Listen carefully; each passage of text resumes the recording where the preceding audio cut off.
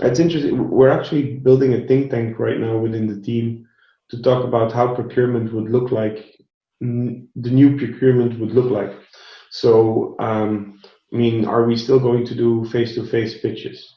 Are we still going to do on-site audits? How are we going to do supplier relationship management meetings? So basically to think, I mean, of course, we have a strong commitment towards sustainability. So for sure, this is an opportunity to think about that. But we're also trying to think about how can we redefine how these relationships will continue to evolve and how they will continue to work towards the future. So it'll be interesting to see how that will play out. I think in the short term, what we have seen though is that suppliers have been extremely responsive. I've I've been saying for many years right now that the traditional buyer-supplier relationship is disappearing, Yeah. and that we're moving much more into like an ecosystem, Yeah. whereby we develop joint solutions that we bring to our customers, or in our case, our patients. And I've really seen this come to terms today, or over the past crisis. If you look at our producers of raw material and of packaging material, they were not thinking about their personal situation. They had the same priorities at hand like we had. They wanted to continue to operate, continue to produce, so that we can continue to produce those medicines which are so needed by our patients. And I think that that's one of the interesting reflections that I've made. They were far more engaging, far more responsive, and yeah, I think this has truly turned a page in terms of how we are going to move forward with suppliers. Traditional sourcing is dead. Yeah.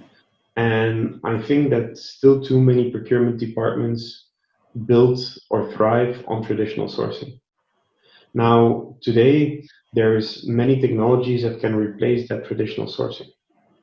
And if as a company you don't make that change, then, or as a department you don't make that change, then I believe, I mean, you'll be extinct like dinosaurs over the next coming years. Yeah. Because before you know it, the next Amazon for business will do as good as a job on sourcing as you do.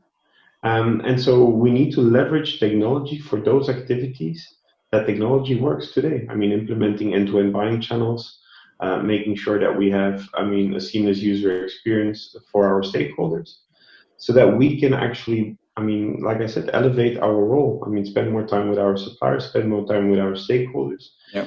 Much more of solution identifiers, become more spend entrepreneurs rather than just spend managers. But I think it's the interesting thing is that we will be able to attract new talent to procurement as well. And I think this will fuel the entire procurement environment as well by bringing people who are not the more traditional type of procurement profiles, but bring people with different competencies into into our teams, which will actually make for a more interesting team, of which again we will be seeking much more complementarity amongst each other in terms of competencies, because like I said, I mean, the way of working becomes much more interdependent. So it's not, you're no longer dependent of the strength of an individual, but more of the strength of a team.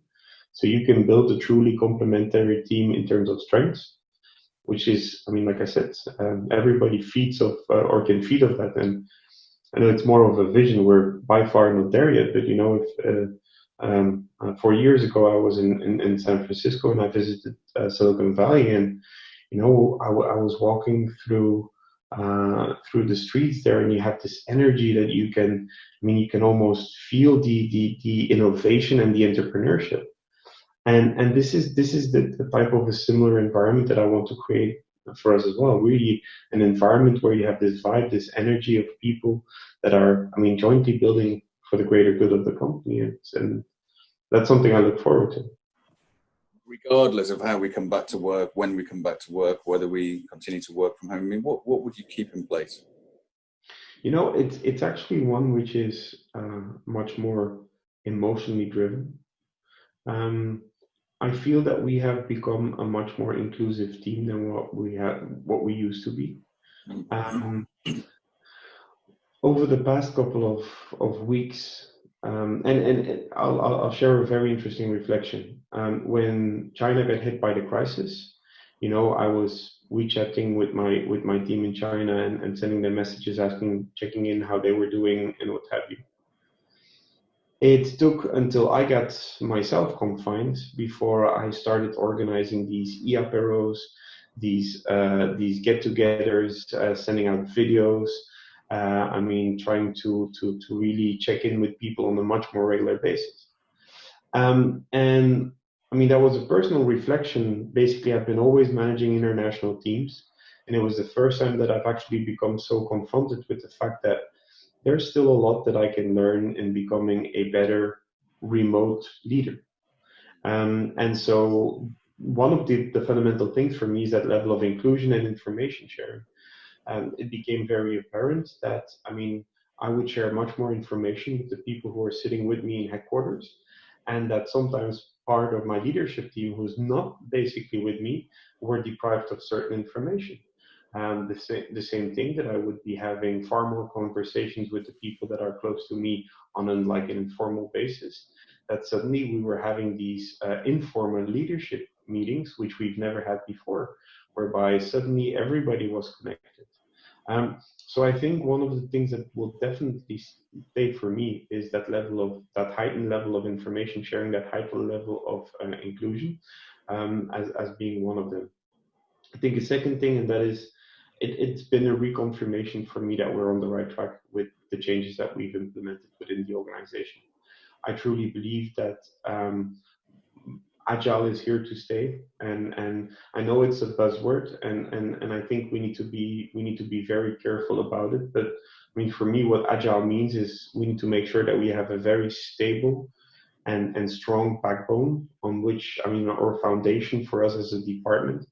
And we need to supplement it with more adaptable capabilities that come along the way, being much more flexible into our ways of operating. And I see that this has become even more important than before. The crisis hits us at a certain point in time, and it means that suddenly we have to add on to everything else that we are doing. Suddenly we have to manage a crisis. PPE, which was a category that, of course, everybody knew before, but how important was it? Well, suddenly it became the single most important category. Whoever thought that a mount mask could stop production? And it's those types of things that suddenly, a new team got formed. They became experts in the market. They jumped in. We didn't have to control people about what they were doing. We just said, guys, this is the problem that we face. Suddenly we have this crowdsourcing initiative. Oh, wouldn't it be great to, this was just the other day, wouldn't it be great that we send out a thank you letter or a video towards our suppliers to really thank them for their contribution over the past couple of months? There was no top-down decision on that. It was just basically everybody coming together and moving forward that has leveraged this. And I think those are the type of things that I want to keep much more. I want to make sure that we keep on keep our focus on a multitude of things, as long as they're the ones that make the biggest impact for us as an organization. That's good. No, good, wise words. Okay. Well, it's great to catch up, Seb. I know Nandini always enjoys talking to you, and I do also. But yeah, it's good luck with everything, and we'll speak again soon. Yeah, likewise. And let's stay in touch, and let's try to overcome this in the best way possible. Sure. Thank you for all you do, and all the best to the team. Thank you, Nandini, and thank you to procurement leaders as well.